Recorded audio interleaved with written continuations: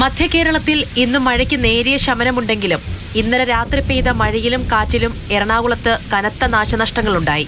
വിവിധയിടങ്ങളിലായി 360 ക്യാമ്പുകൾ തുറന്നു. മലങ്കര ഡാമിലേക്കുള്ള നീരൊഴുക്ക് വർദ്ധിച്ചതിനെ തുടർന്ന് ഡാമിലെ 3 ഷട്ടറുകൾ 1.5 മീറ്റർ വീതം ഉയർത്തി.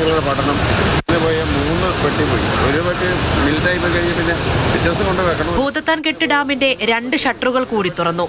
ഇതോടെ ആകെ ഡാമിന്റെ 9 ഷട്ടറുകളാണ് തുറന്നിരിക്കുന്നത്. മൂവാറ്റുപുഴ, തൊടുപുഴ, പെരിയാർ തീരങ്ങളിലുള്ളവർ ജാഗ്രത പാലിക്കണമെന്ന് മുന്നറിയിപ്പുണ്ട്. പെരിയാർ നദിയിലെ ജലനിരപ്പ് ഉയർന്ന സാഹചര്യത്തിൽ ആലുവ ശിവക്ഷേത്രത്തിലും വെള്ളം കയറി. മുട്ടോളം വെള്ളത്തിലെത്തിയാണ് ഭക്തർ ദർശനം നടത്തുന്നത്.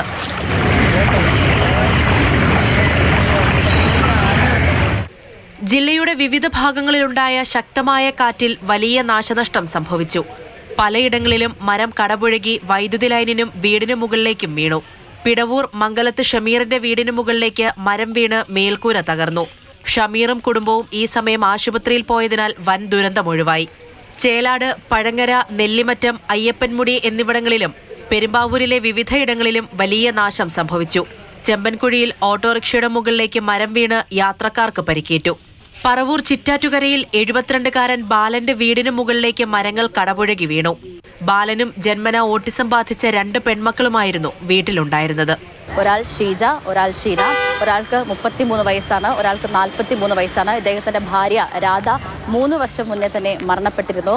അതികഠിനമായ സാഹചര്യത്തിൽ കൂടിയാണ് ഇവർ കടന്നുപോയിക്കൊണ്ടിരുന്നത്. ഈ ദുരിതം മാതൃഭൂമി ന്യൂസ് വാർത്തയാക്കിയതോടെ കുടുംബത്തെ നെല്ലിക്കുഴി പീസ് വാലി ഫൗണ്ടേഷൻ ഏറ്റെടുത്തു.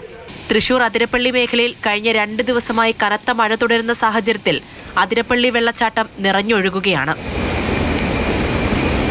പെരിങ്ങൽകുത്ത് ഡാമിന്റെ സ്പിൽവേയിലൂടെ വെള്ളം പുറത്തേക്ക് ഒഴുകുന്നുണ്ട്. പാലക്കാട് എലപ്പുള്ളിയിൽ മഴയിൽ വ്യാപക കൃഷിനാശമുണ്ടായി. 164 ഹെക്ടർ കൃഷി നശിച്ചു. ഒരാഴ്ച മുമ്പ് വിതച്ച നെൽപ്പാടങ്ങളിലാണ് വെള്ളം കയറിയത്. വിവിധ ബ്യൂറോകൾക്കൊപ്പം ന്യൂസ് ഡെസ്ക്, മാതൃഭൂമി ന്യൂസ്.